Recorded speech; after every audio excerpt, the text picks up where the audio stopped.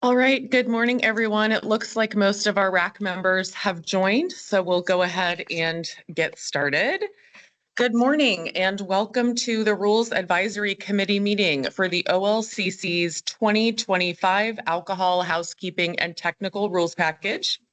Thanks, everyone, for taking time out of your busy schedules to attend today's meeting. My name is Nicole Blase, and I am the Rules Coordinator for the Oregon Liquor and Cannabis Commission. Just a few housekeeping notes before we get started today. Today's meeting is being recorded. Please ensure that your phone or computer are muted unless you are speaking. Only invited committee members will be a part of today's conversation. Members were selected due to their level of interest or position within the community. With that in mind, we ask that each of you serve as goodwill ambassadors to the discussion so that you may represent your constituency professionally. Please be courteous to other committee members so that we don't have multiple participants speaking at once. You may use the raise hand function in Teams, or if you are calling in, please interject when appropriate and we will call on you in order. Committee members, please state your first and last name and affiliation when you are speaking. Today is Wednesday, September 17th at approximately 9:03 a.m. Many of you are familiar with the rulemaking process, but for those of you who have not yet had the opportunity, or for those listening in, I will begin by saying a few words about rulemaking and the purpose of advisory committee meetings. The purpose of an advisory committee meeting is to increase the public's involvement in the drafting and development of administrative rules. The Oregon legislature, through its enactment of the Administrative Procedures Act, ORS Chapter 183, stresses the critical importance of the public's participation in policy development. The Commission strives to hear from all interested parties and industries who might be directly or indirectly affected by the rule package that we will be discussing today. Our role is to explain the background and context of these rules and the changes that are being proposed in this package. We will provide facilitation to ensure that all committee members can provide input today. Advisory committee invitees may include licensees, permittees, industry representatives, OLCC staff, members of law enforcement, local government, the public, and small businesses and other interested stakeholders. Under Oregon's public meeting law, this meeting is open to the public, and members of the public are free to observe our discussion but may not offer comments. Non-committee members will be able to tender comments during the public hearing and comment period. The agency will post a record of our discussion on our website following this meeting. Today, we are seeking your input on the proposed amendments to the 2025 Alcohol, Housekeeping, and Technical Rules Package. The Oregon legislature passed Senate Bill 871 during the 2025 legislative session, which contains several provisions that require agency rulemaking to implement. The topics which require OLCC rulemaking are manufacturer licensee record-keeping requirements, retail licensee requirements when receiving shipments from direct-to-retailer permittees, and additional housekeeping and technical changes to alcohol rules, including individual history requirements, licensee death protocols, and clarifications regarding how applicants or licensees communicate, including user accounts in camp. Let's move on to introductions. I will be calling on our RAC members to introduce yourselves. Please state your name and organization that you are representing. Again, I'm Nicole Blase. I'm the Rules Coordinator for the OLCC, and I see we have some OLCC alcohol staff. If you'd be so kind to introduce yourself, I'll start with Tyler Glaze. Hi, everyone. My name is Tyler Glaze. I am the Alcohol Policy Analyst for the Oregon Liquor and Cannabis Commission, and I will pass this along to Amanda Borup. Hi, I'm Amanda Borup. I'm Director of Education, Health, and Policy at OLCC. Rich.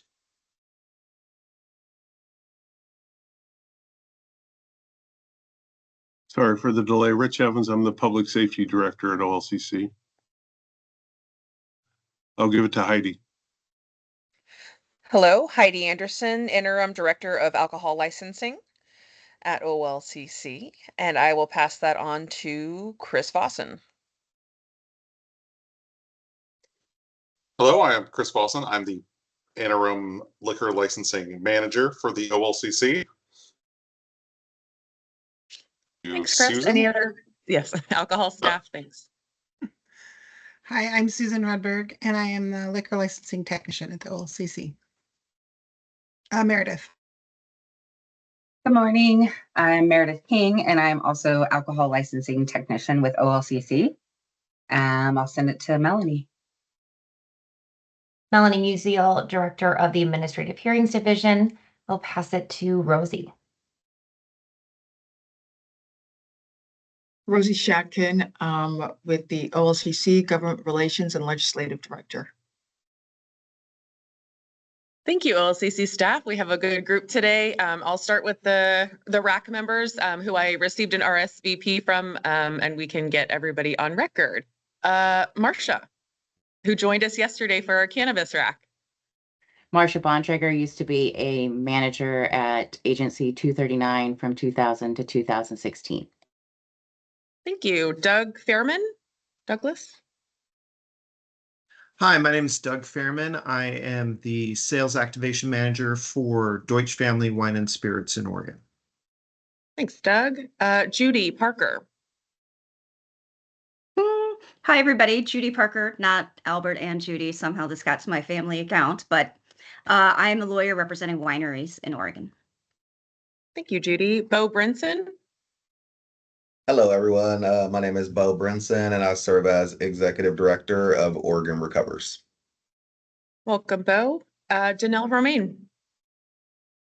Good morning, Danelle Romaine, Executive Director of the Oregon Beer and Wine Distributors Association. Welcome, Danelle. Samantha Javier. Good morning. I work for Columbia Distributing as the General Counsel. Thank you. Mara Sargent. Hi, everyone. Good morning. Mara Sargent. I'm a senior strategy analyst with the Oregon Alcohol and Drug Policy Commission. We're an independent state agency working on subjects relating to substance use and substance use disorder. Nice to see everyone. Thank you, Mara. Let's see. Jacqueline Ramirez. All right. Vicky Taskey. Crispin G. Jacob Cotty. All right. Any other RAC members that I missed that would like to introduce yourselves? All right. Thanks everyone so much for joining. Just as another reminder, please remain on mute unless you are offering comment or feedback today. And I will turn it over to Tyler, who's going to go through all of our draft proposed rules. Just as a layout, we tried to, this is a shorter rule package, but we'll go through all of the proposed rules, and then at the end, we'll have time for general conversation, questions, concerns, and time to go over the fiscal impact. So Tyler, take it away. Thank you, Nicole, and thank you everyone for being here. You know, something I like to stress at the beginning and end of every RAC is these processes are so important for us as a regulator. We always hear from ourselves. We always hear from certain groups who have a lot of participation in these efforts, but bringing together a group of folks who are voluntarily wanting to be a part of this process and help us make better rules and help the state of Oregon work better is incredibly valuable. So we really, really, truly appreciate your feedback. As many suggestions as you have, we're here for them. And if you later come up with suggestions after this RAC's over, we'd love to hear them anyway. So please send them in or say them now. We really appreciate it. Okay, in light of that, let's jump into our changes that we are making here. I will share my screen. All right, so hopefully everyone received the rule package, but here are the rules that we're going to be going over. I will go rule by rule, and if folks have questions, comments, or proposed changes, feel free to say those when I'm done going through a brief summary of these changes, and we can go that way. And I think that's the best way to keep things on individual topics. So this first change here is to 004, which is actually a general division of our set of rules in 845. This one applies to both alcohol and marijuana. So there are changes being made here that affect both systems because we have combined them now into the CAMP system. So that is our new online portal for licensing and for a variety of other things. But that is our portal that affects both sides of the sides of the aisle, if you will, in the OLCC. So just be aware that some of these changes may not just have to do with alcohol, but have to do with both programs. So as you notice, we are including some new definitions here, including definitions of applicant, certificate holder, licensee here, permittee, and provider. And some of the main changes are taking place to correspondence. So the commission is required to send out correspondence to individuals, and we're actually modifying some of that to make sure that we have updated information and information on folks that are going to be participating in camp, both and our actual licensees or permittees through our systems. So we're now sending certified mail already. We have certificate holders and licensees, and they are now going to be in an online platform maintained by the commission. So that is the new CAMP program. We are also changing that we are sending all of the correspondence to the email address recorded for the applicant, certificate holder, licensee, permittee, or provider in the online platform maintained by the commission. So the big key to that change is when you provide us an email address, that's where we're sending things. So we need to make sure folks have updated email addresses, that they're active, that are being monitored. That's where this information from us to you is going. We're including similar changes up here. Each applicant certificate holder is responsible for updating or notifying the email address, changes to the email address through the online platform maintained by the commission. As I said, we want updated email addresses to make sure you are getting the correspondence sent by the OLCC. Now, this is a change to accounts within CAMP. I have some folks here from the licensing team just to provide clarifications, or if I miss anything, licensing team, please feel free to speak up and add to this. But one of the changes that we are making in the CAMP system is we want to make sure that individuals have access that they need to the system to make sure that they can have, the ability to submit documents to us, the ability to make sure that they're staying current on their licensing processes, or if they need to make changes, they can. However, for some folks, that's, if you were talking about a Fortune 500 company that needs an account in CAMP, we're kind of trying to clarify who in that company is going to have access to that account and who's going to be running it. So we're making several changes here to that process to make that a little bit more streamlined and basically clarify who has to do what in the account, who has the ability to do what with their company's CAMP account. And that is what these rule changes are doing. Anyone from the licensing team want to expand on that a little bit more detail? Not really a whole lot to add, just to clarify, the option of having a licensee designee is essentially adding the ability for an account manager, if you will, that is separate from an actual licensee. As Tyler had stated, with some of the larger companies, especially expecting the licensees who are potentially, CEOs and directors of very, very large corporations to be hands-on in the CAMP system is potentially unrealistic. And so giving them the ability to designate someone to act as their designee with interacting with the system is the concept there. Chris, I'm sure you have something to add there as well. Yes, I was just going to add in that the intent was not just also to accommodate the larger businesses, but smaller businesses where the ownership might have less access to technology or less adept in fulfilling the needs of navigating CAMP.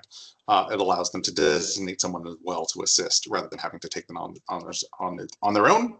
So it's both for large and for smaller businesses as well. Yeah, thank you. Good, it's good clarification. Thank you, Heidi and Chris. We really appreciate that. So these are the summary of those rules.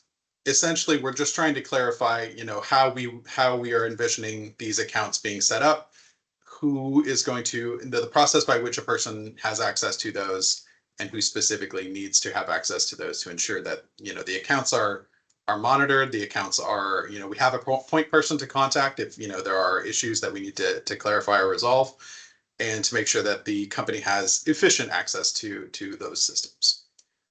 Do we have any questions or concerns? Judy, go ahead.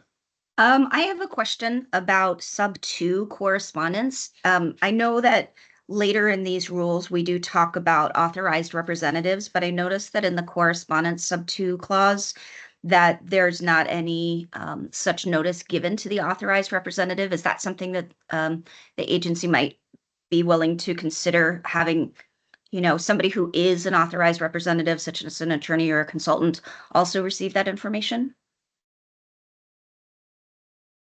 Thank you, Judy. We appreciate that that notification. We will take that into consideration and see what we can do about that. And if you, obviously, this goes for you, Judy, and for anyone else part of the RAC, if you have any proposed language that you'd like to include in this, you can either submit it in the chat, for example, or you can submit it later on as this process continues. Because obviously, this is just the first step in the rulemaking process. We will later go to public hearings, and there will be public comment periods as well. So feel free to submit those either now or then. We would love to see them.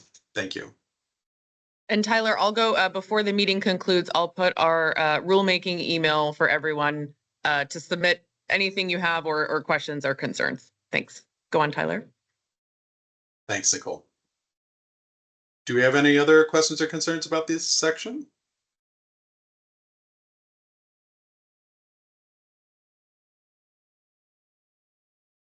All right, I am not hearing any, so I will be moving right along to Division 5. These are the application for issuance of an annual license or request to change a license. There's one change being made near the bottom. So this has to do with individuals who are entities, for example, essentially when they're applying for a license at the same premises, and they have now declared that so I apologize, allow me to rewind. When an individual is an entity that applies for a license, we essentially need to do individual history records. So part of the concerns with licensees and the whole tied house system that is a carryover from prohibition is there are certain financial entanglements that are not allowed under federal and Oregon law. And essentially what we're trying to do with these individual history requirements is to get a sense of the ownership stake in the business when an entity is being applied for individuals that have control over the business. When an individual is part of a business, they have a certain amount of control. They have a certain amount of interaction with the actual operation of that business. So this change has to do with when an individual states that they relinquish control in the business, and they are, for example, not making decisions that directly impact the sale and service of alcohol, or controlling the sale and service of alcohol right here, or directly supervising any person who sells or serves alcohol. When you are no longer doing that, we can sort of have a process now under this language where you are not required to undergo individual history requirements. You're not required to undergo these detailed processes because you're no longer in charge of those operations, and there are no further concerns. However, this process is having you submit that statement to us. If at any time that you decide you want to reassume control of those things, you also need to notify us as well. That's here when you have unrelinquished control, shall we say. When you have returned to control of those operations, you will need to notify us. Licensing team, have I correctly summarized that change? Yes, that is accurate. All right, so that is the only change being made to this particular rule. Does anyone have any questions or concerns about that change?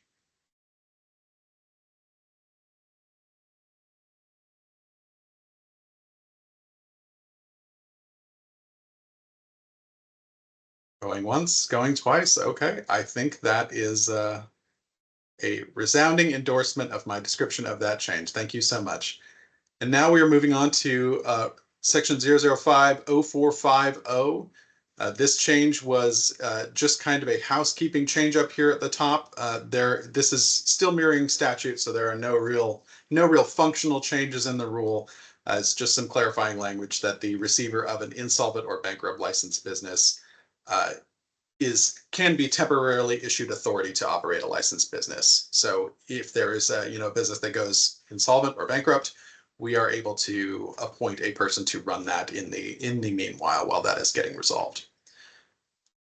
And then the main change is down here. So this is in the event of a licensee who has died. The previous requirement was that the personal representative of the deceased, who was the licensee, may operate this business for up to 10 days was the previous rule, provided that the personal representative submits certain information. And this was a change that we had made after quite a bit of feedback and several of these events unfortunately happening. So that the change now is going to be mirrored in the marijuana side as well. It's now 30 days that the personal representative is allowed to operate this business, provided that they submit required information to ensure that we know that this is in fact the personal representative of the deceased licensee. Do we have any questions or concerns about either of those two changes? Judy. This is just a question. I don't think that any of this needs to be amended, but will this have to go through camp, or can it be the traditional calling, a trusted agent or sending an email, since the personal representative might not have access to those access codes? That question. I Go can ahead, chip in Heidi. on that Thank you. answer. Yes, the process is not changing. It will continue to be outside of camp, essentially because they do not have access at that time. Becoming the receiver or the personal representative, and as things go through, they may be granted access after we've received that documentation. But yeah, this change was just in an effort to provide a more reasonable timeline given circumstances. It's very difficult for someone to gather those documents so quickly given the current turnaround times with all of the various courts, and especially if it's out of state, that can be pretty challenging. All right. Do we have any other questions, concerns, comments? Bo, go ahead. Yeah, hi. So, kind of to do with this too, I'm curious what that would look like, because I know with like sudden death or whatever is one thing, especially obtaining like a death certificate when you need to access, you know, different information. But like in the case of like a murder or something like that, when it's still in, um, the situation where they're trying to figure it out, what would that look like? Because if the person's not listed as an authorized person to, you know, to take this over, I'm curious what that would look like. Would that be something that they would need to contact the commission to find out? And then they would obviously need something in writing stating that this person is gaining interest in this. I don't know if that was clear or not. Yeah, I can answer that as well. And often in the case of a sudden death, no matter the circumstances, it's difficult to determine who the personal representative is right out of the gate. And so they would contact the commission, advising us that the person is deceased, and then we would provide some options as far as different documents they could provide. Often they're able to obtain an interim judgment from the court or document from the court stating that they've been assigned as the personal representative until further action is taken, or something along those lines. There's many different documents depending on the jurisdiction, but yes, we would work with them to figure out what in their particular circumstance we could work with, because it could vary and sometimes requires a little bit of creativity to make sure that we're protecting the interests of any heirs or other parties who may have an interest in the business, but also the agency and the public. So we want to make sure that we're really clear with everybody, that we will require some documentation, but that we will be pretty flexible about what that is, given that it could be very different from case to case. All right. Do we have any other questions, concerns, comments?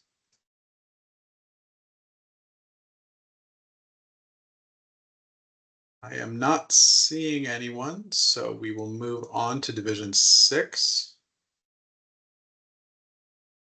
And in this rule, we are also talking about individual history requirements and other of those controlling interest issues. This is an additional change in that world.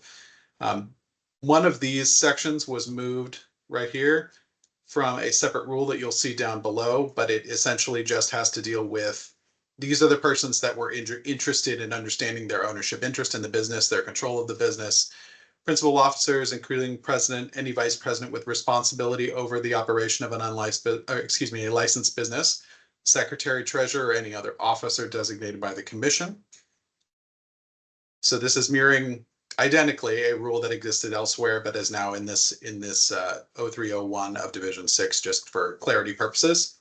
And the second change down here is specifying that each director with 20% or more of the entity's stock, or who holds 20% or more of total membership interest in the entity, or whose investment interest is 20% or more of the total investment interests in the entity, are individuals that are here defined. And so we just wanted to clarify that and make sure that we have a bright line there at 20%. And if anyone has questions or concerns about that, please feel free to let us know right now. Any comments?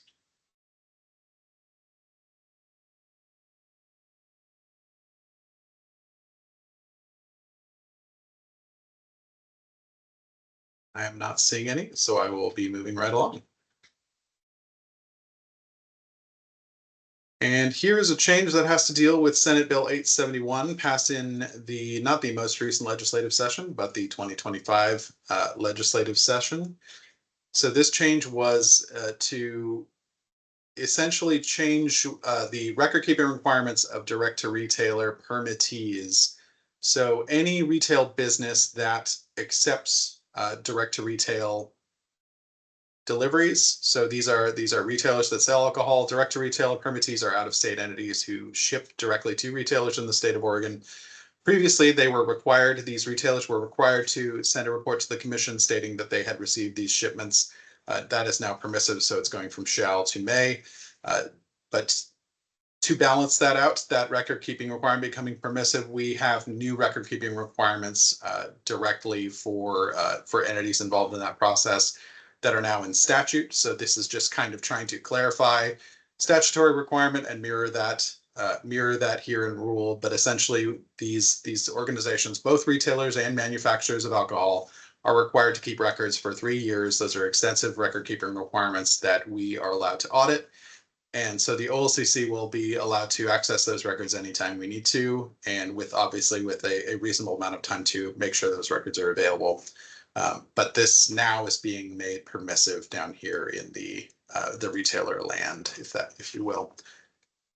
Do we have any questions or concerns about this change? Any comments?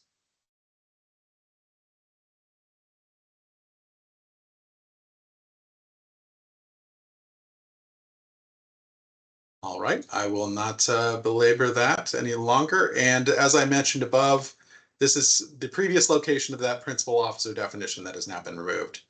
So we have just moved that up into the previous rule. I presume because no one had any questions or concerns about that previous change. Does anyone have any questions or concerns about this being removed and moved up just a couple rules above?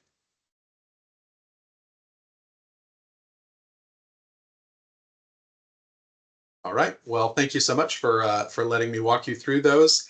Does anyone have any general comments or concerns about these rule sections, these divisions that have been opened, or any proposed changes they would like to see in these rules?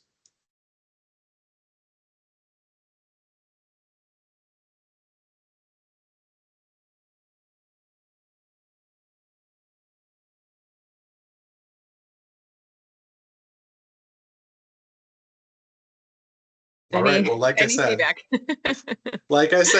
and like Nicole said, this is a long process. So, this is not the only chance you'll have to comment on things or to make recommendations to the OLCC.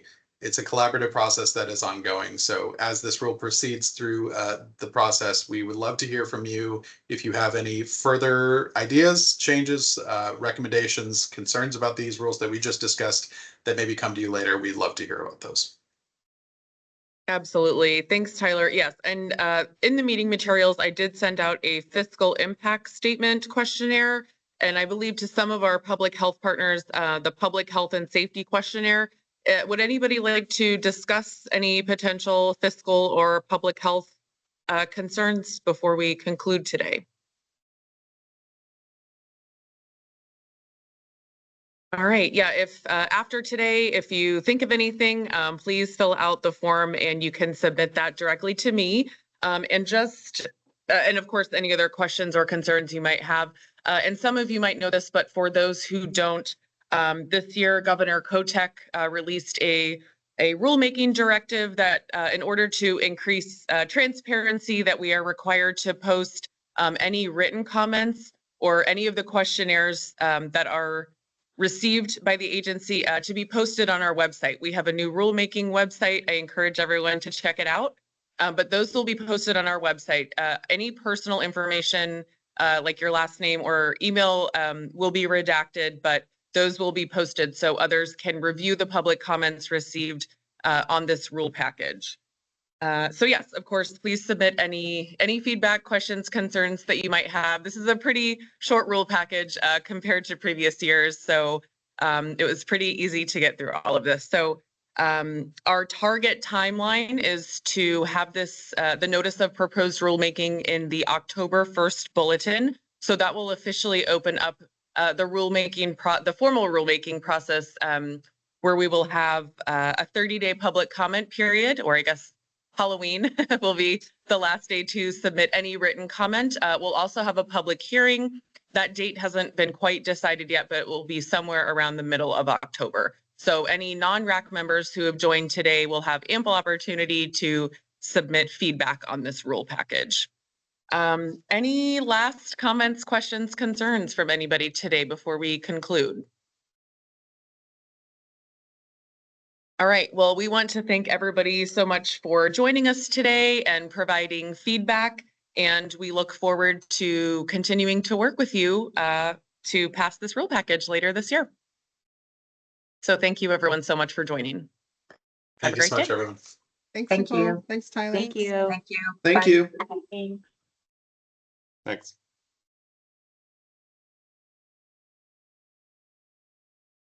Good job, Nicole.